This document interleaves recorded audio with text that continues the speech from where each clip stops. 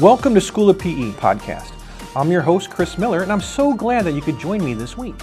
We are going to discuss topics about FE, PE, and SC, and we're also going to answer questions that will help students prepare for their exams. Let's get started. Hello, everyone, and welcome back for episode 5 of School of PE's weekly podcast. I'm Chris Miller, and I have with me Collin from School of PE. He's a student services team member for School of PE. So, Collin, thanks for joining me today. We're in for a lot of fun. I sure hope so, Chris. Thanks for having me. All right. Hey, my pleasure. So, since it's the first time that our audience has gotten the chance to meet you, why don't we talk a little bit about yourself, what you do at School of PE, and then we'll dive into the topics for today. So, Collin, the floor is yours. Thank you. Well, I'm sure there are probably a couple people who have seen me on the Instagram Live or Facebook Lives from last summer. So, hi, everybody. I'm Collin. I'm with School of PE. I'm in Student Services. I'm the program administrator. I basically am here to help our students however I can. That's fielding requests and questions through email, phone, chat, primarily. I also work very closely with Chris on a few projects as needed throughout the year. And I also, and our department also works on the free repeat requests that are submitted from students as well, amongst other things. But that's just the, what's the word I'm looking for? The iceberg? Yeah, the tip of the iceberg, essentially, yeah. Fair enough. Well, again, Collin, thanks for joining us. So I'm sure if you've either emailed School of PE, called in, got on a chat, you probably run into Collin at one point or in time. So today I figure, summer's coming. Memorial Day is about 2 weeks away or a little less than 2 weeks away. And the weather is starting to get nice. Things are loosening up. So people are starting to be able to go outdoors. So I figure, what? Why not kick off this episode and talk about two different things? So one is let's talk about the FE exam and the importance, or maybe not the importance, but the advantages of taking it while you're just recently getting out of college or as you're entering into your senior year at college. So we'll talk about that. One of the reasons why I think it'd be a great topic for the start of the summer is it's that perfect window of 3-4 months where you start with summer, you finish with summer, bam, you got your FE. And then I thought, it's about the 1-year anniversary for the PE mechanical exam, moving from paper and pencil to computer-based. So I thought it'd be a good opportunity to kind of talk about that and also hear from your side on, some of the questions or maybe some of the obstacles that people have presented about the challenges they've had moving from paper pencil to CBT. CBT for a lot of people, it's a foreign word, basically. You don't quite know what to expect, but for a lot of people that might be taking the PE mechanical, you might have taken the FE in recent years, and so you're kind of accustomed to the CBT. So we'll talk about that a little bit. And I say it's kind of the 1-year anniversary because with COVID last year happening, testing centers got shut down. Even once they opened up, you had the difficulty in trying to find a testing center that was open or had the availability for you to be able to take the exam in the block of time that you were looking for. So last April was last April was supposed to be when the PE mechanical would be first offered in the CBT format. And then, for much of April, the centers were closed. So we'll dive into that a little bit. But let me just kind of touch base on the FE exam. Great opportunity for students that are either getting ready to graduate. I know that a lot of colleges and universities have had their commencements for graduation already. So you might be pondering, what to do for the summer. Why not take that time and study for the FE? So, Collin, let me ask you this. So, you talk to a lot of students, whether it's email, telephone call, chat. Do you get a question about, when should I take my FE? I'm a college grad. I'm getting ready to graduate next year. Or on the flip side, I've been out of college for 15 years. Is it ideal for me to sit for the FE exam? So let me kind of hear from you, Collin. I mean, you've been in touch with the people.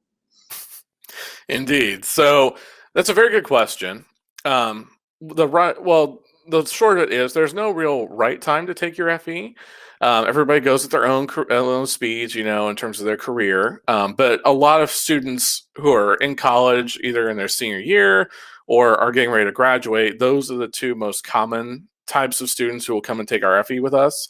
And just because that way the material that they've learned from their undergrad, their undergraduate time is more fresh in their minds, and they're able to recall it a little bit better.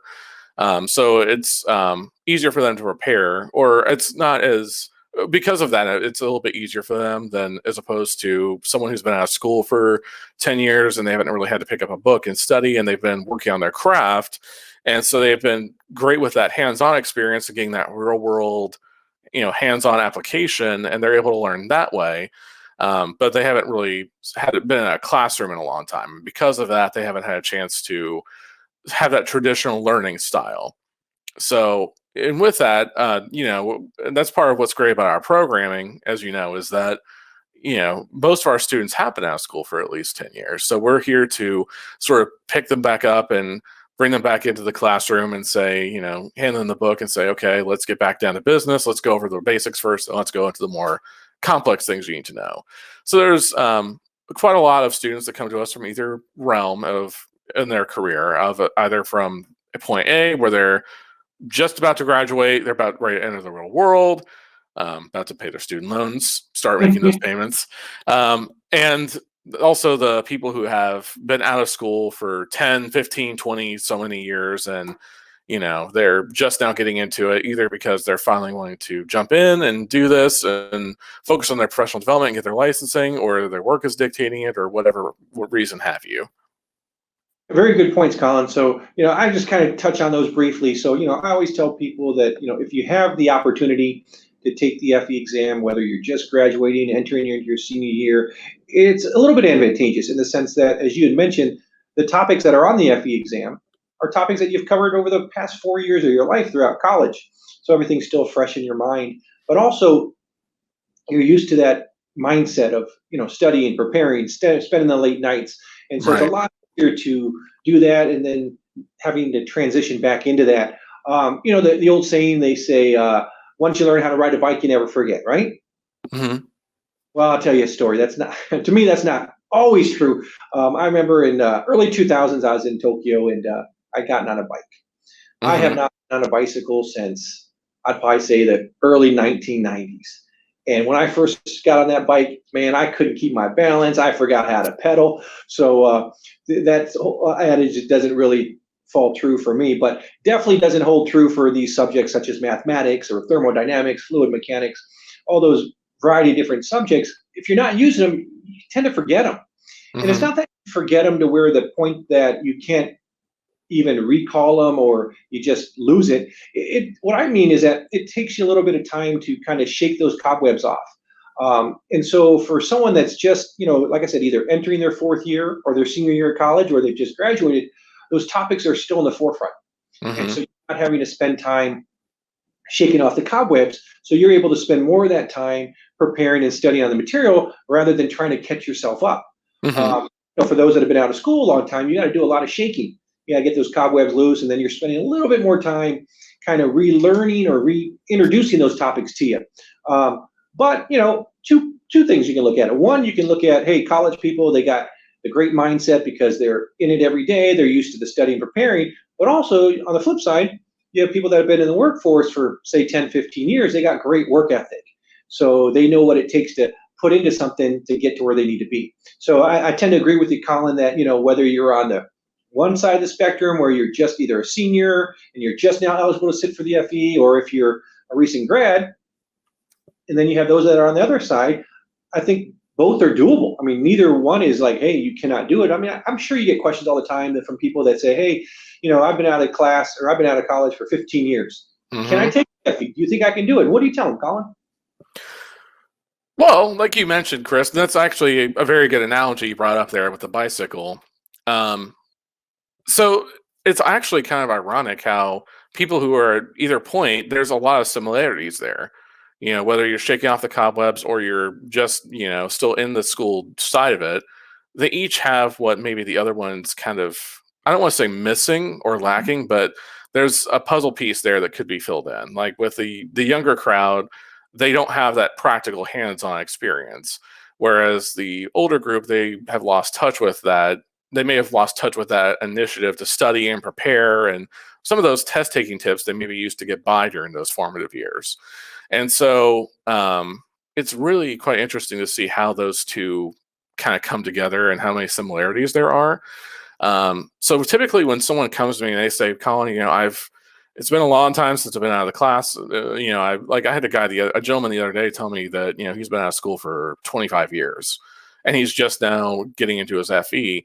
And he says, I'm really stressed out and I want to do this. I want to show my kids that I can do this and show them that no matter how old you are, you can get back in there and get back on the horse. And so that's great. And that's a great mind. It's all about your attitude. It's all about the mindset you go into it with. As with pretty much anything in life, if you go into it with a positive attitude and you put your mind to it, you can accomplish it. So if you're willing to dedicate the time and the energy and the effort to preparing, regardless of at which point in your career you're at, I have confidence that you'll succeed. I agree. That's some great advice, Collin. I think one of the biggest things that you have to, I guess, get back into the routine of doing if you've been out of college for so long is the studying. I mean, for example, I just started a master's program and I've been out of school for a while. So it's difficult to get back into that mindset or that discipline of, dedicating so many hours a day to study, especially when you're balancing home and work life. So, yes, I think if you're a senior in college or if you're just getting out of college, take advantage of that time and take the FE. No, I thought that last we spoke, you said you were in college like 5 years ago. So something's not quite adding up here. I appreciate that, Collin. You're not trying to date me. I appreciate that. A little outdated myself, but hey, it shows that anyone can do it. But the reason why I thought this was a great topic for the kickoff of summer, the fast approaching of summer, is that there's a lot of people out there that have just graduated and they're thinking of what should they do the next 3-4 months. And I think preparing for the FE exam it would be a great opportunity or a great way to spend your summer. I know it's probably not the most fun way to spend your summer, but I also look at it this way.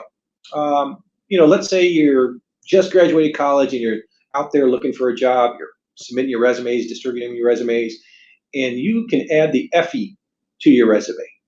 I think that'd be a great way to help set yourself apart from a lot of other people that are maybe applying for some of the same positions that you are. So I always that says, hey, whatever you can do to separate yourself, go for it. And if you're already entering into the engineering world, why not start with getting your FE before you even get your feet really wet in the in your career. So I think that's a great opportunity, and that's why I think summer is a great time because, like I said, it gives you that perfect 3-4 month window to study and prepare. So any other advice or anything, Collin, you can give people that are looking to take the FE or just kind of on the fence of timelines and things like that? That's a great question. Like you mentioned, it may not exactly for some of the recent college graduates be a very fun time or maybe the best time for them to, well, from the perspective of it being something that they want to do during the summer because, they may have just graduated, they put in 4 years, they want to take a break. Completely understandable. I've been there before myself, where you've put in the work and you've done 4 great years of it and you've got your degree and you're ready to go out there in the workforce, but you might want to take some time off, and that's completely understandable and that's fine. But like you said, this is a perfect time for a lot of college students to put in the work now, and that way it pays off later. You can go in there and you can take this time to study and prepare where you're not really bogged down unless you already have been offered a job and have accepted it. This might be the best time for you to get in there and start preparing and start studying because you may not have as many obligations like work or what have you going on right now that, your schedule's more free.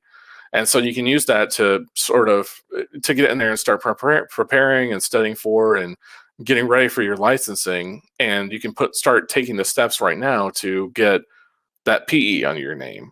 And that's really what's going to set you apart is when you get to that step and when you get to that level of, I've got my license, this is what's going to help me stand out, especially in today's job market. It's very competitive.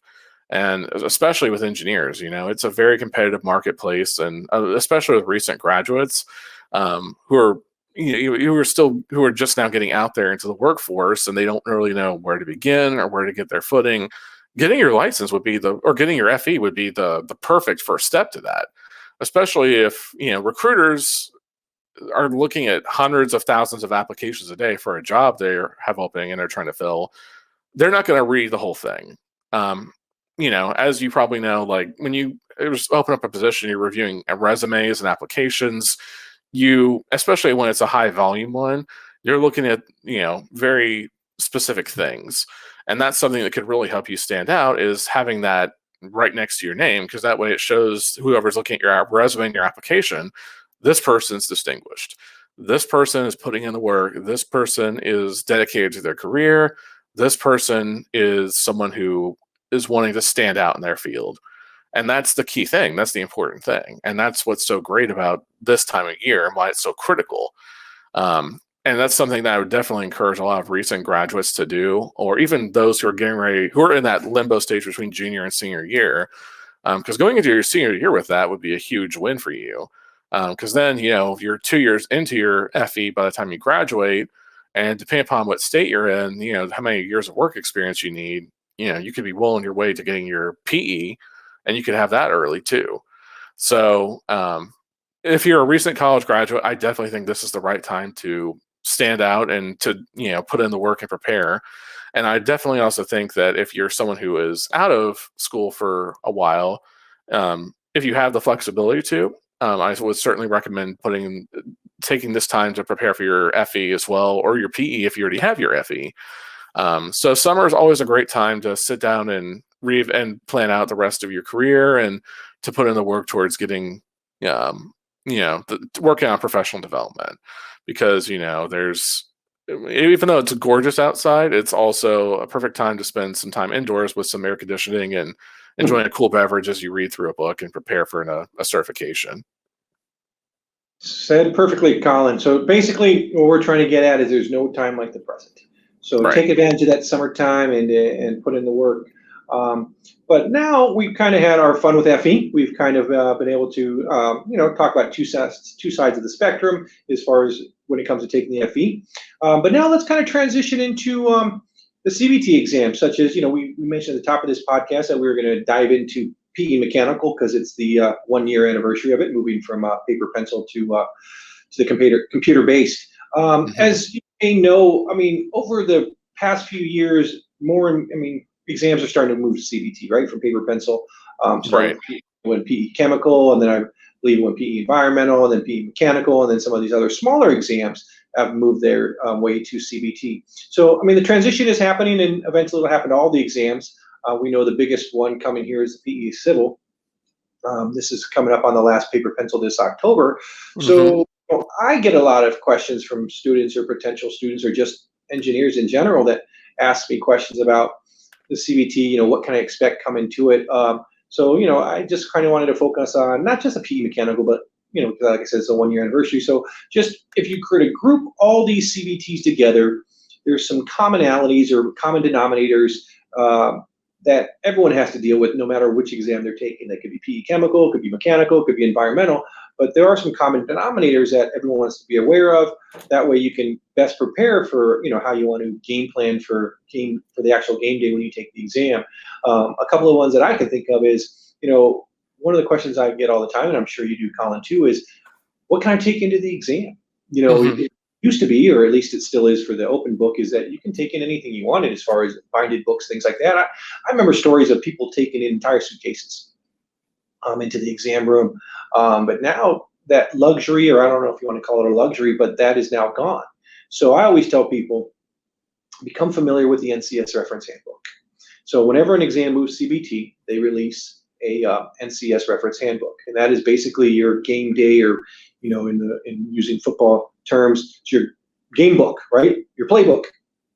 If you're a quarterback, you got to learn this playbook. So no difference if you're whether an FE taking the CBT exam or if you're a PE taking one of the CBT based exams, you got to get the playbook, right?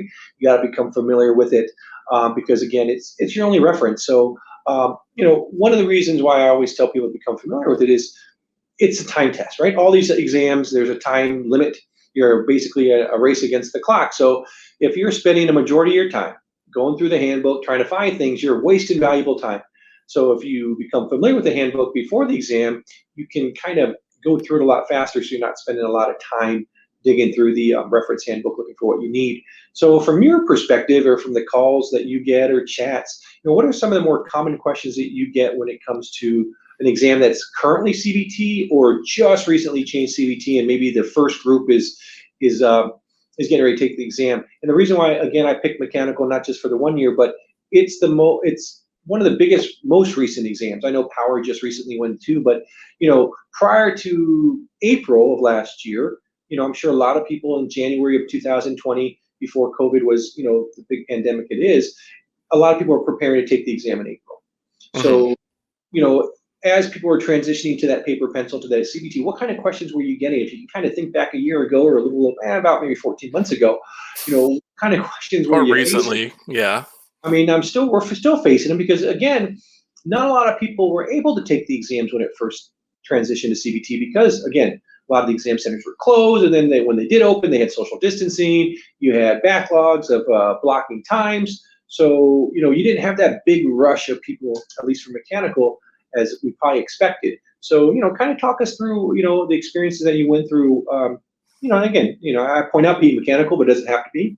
Mm-hmm. Great point, Chris. So, I mean, I definitely understand there's a lot of concern with exams going CBT.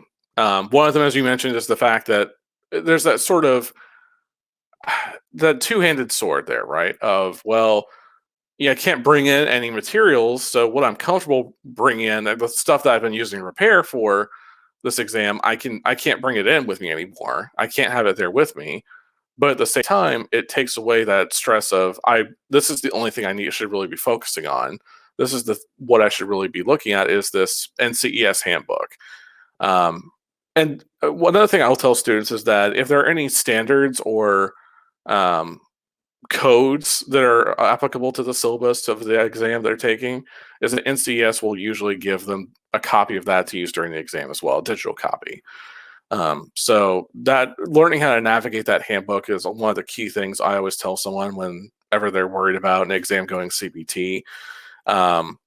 Especially when, like you said, that they don't have that flexibility of being able to pull from a large number of resources.